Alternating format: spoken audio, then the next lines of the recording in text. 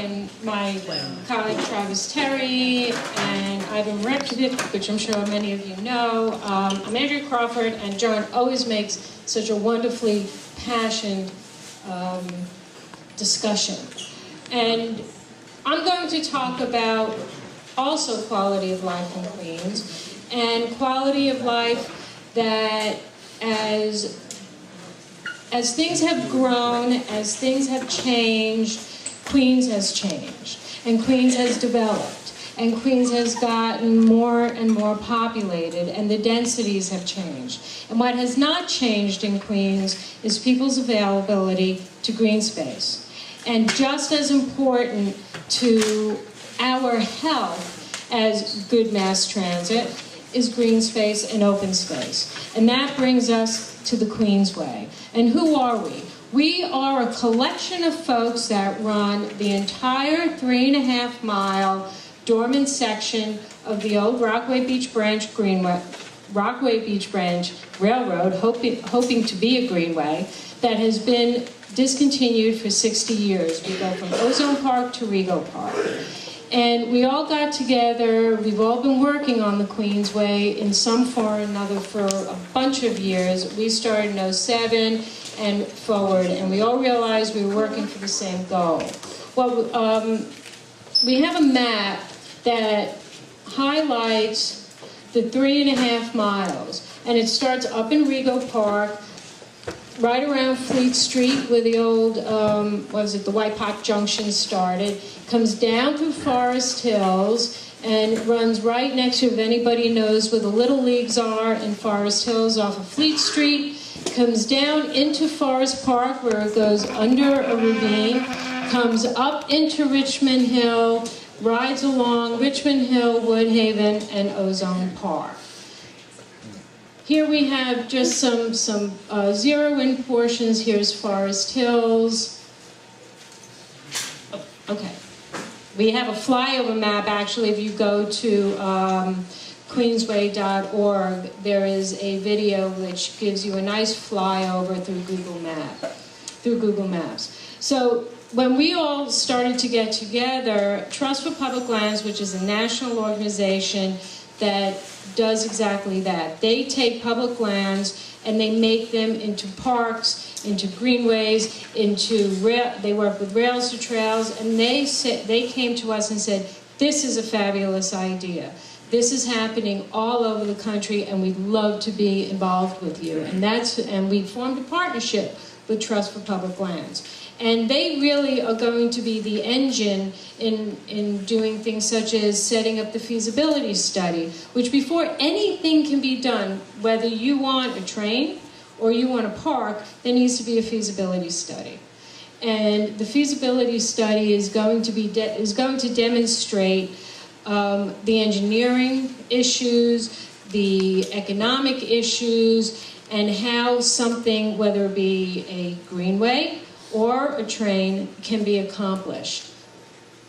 The Friends of the QueensWay has been working very closely with TPL because it is our vision to really create a cultural greenway. This isn't just a biking or hiking path. This will help spur an economic development all along where the tracks run, with restaurants, with shops, with all the things that feed into the great cultural expanse that Queens is, especially when you think of going from Rego Park to Ozone Park, the amount of nationalities. We're all foodies these days. You've got foods, restaurants, shops, all very green businesses that will not necessarily negatively impact our streets, but will help develop our streets the way everyone, I know that Maria Thompson works very hard to keep Jamaica Avenue vital and busy. But with businesses that when people say, well, I have a business in Queens, well, now there's opportunity for more types of businesses in Queens because of the type of work that Maria and her group do, and we would think that along the QueensWay, we could have the resurgence that Brooklyn is experiencing with artists and restaurants, and really wonderful new businesses. Again, here's a little blurb about who TPL is. They're involved in the Bloomingdale Trail in Chicago, which is a rail-to-trail. They are doing these types of projects throughout the country. And little chronology, those who don't know, who just want a little education, there's 1880 when the original branch opened. I'm getting up in years, but I certainly wasn't around in 1880, and I know that what existed in Queens in 1880 along this line is very different than what exists along this line now. And it came through and it extended in 1950, and then there was that big fire in 1956 that basically closed off the line because that trestle was never built. And in 56, New York City acquired the southern portion, and that became the A train that goes over Jamaica Bay. For those of you who don't know, the right-of-way is owned and controlled by DCAS, which is a city agency. So this property is in the control of the city already, which, unlike the High Line, which costs millions and millions of dollars to basically buy that structure from a defunct rail company, that we already have this. So here's a little bit more chronology with, as John talked about, the air train, and then because of the amount of money that it would cost to keep the rail open, to revitalize it, and also very important, ridership. Ridership was way down for a lot of reasons. Big reason is cost. I don't know if anyone ever rides the Long Island Railroad. Very, very costly. Kew Gardens. I live in Kew Gardens. We are transected by the main line of the Long Island Railroad. By the way, Long Island MTA, not very good neighbors. We have trains running through all the time. From Kew Gardens, which is Zone A, same zone as Penn Station, it's $132 a month. It's ridiculous. So the cost, it's very, very costly to use the railroad, and ridership was down, so it was closed. This is a very interesting little fact in 77. As part of the air train project, 97, thank you, they looked at the entire line, because this has always been contemplated, and it was found to be economically not feasible, as well as if they did extend the line through, it would cause enormous delays on the other lines that it ties into. And Long Island Railroad says they're on time, anything within 7 minutes. Well, once they start adding trains, it gets really frightening.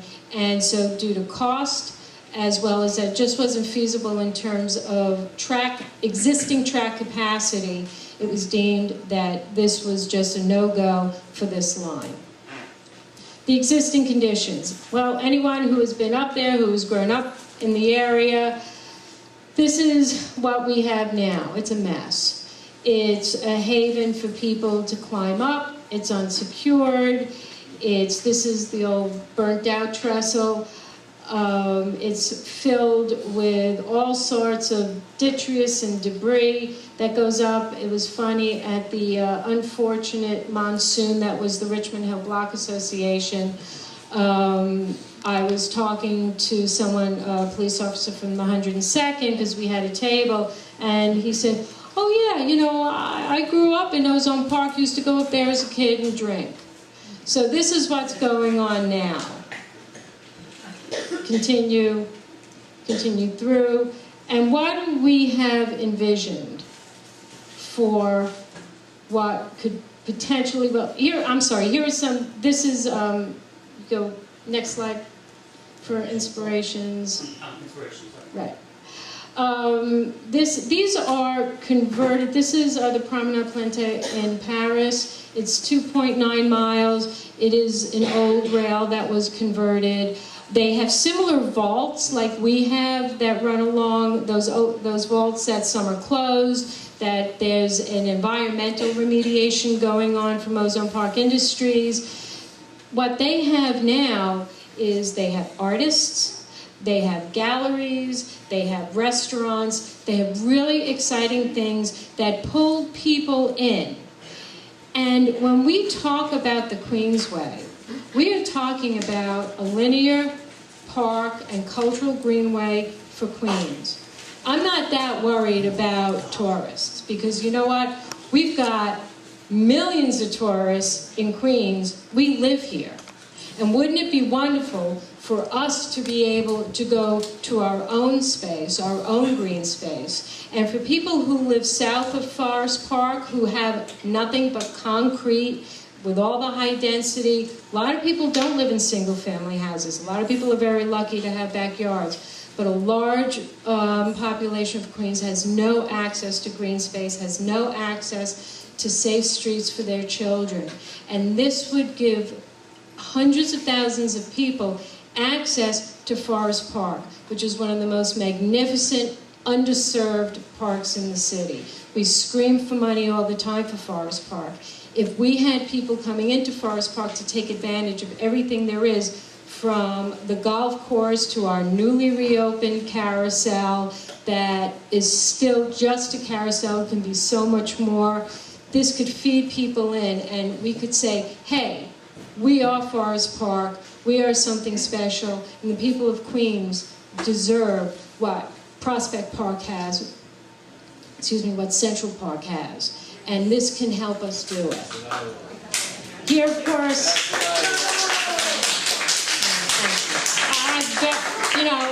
parks are very important. This is the High Line, and it's wonderful, and it's very fancy, and we're not the High Line. We don't want to be the High Line. And when the structure is very different, we have grade, we have ravine, we have elevated trestle, which is also what makes the geography of this project so exciting, because we're very different to anything else that exists that's already done. Oh, and very important, well, they generated $2 billion in new businesses. Well, I'm sure that we would be generating a lot of economic development along our greenway as all these rail-to-trail projects have been done throughout the country. This is the Bloomingdale Trail. This is 2.7 miles. This is being developed by Trust for Public Lands. These people are professionals.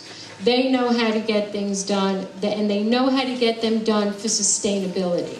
And that's very important. When we talk about what we want to do here, we're talking about sustainability.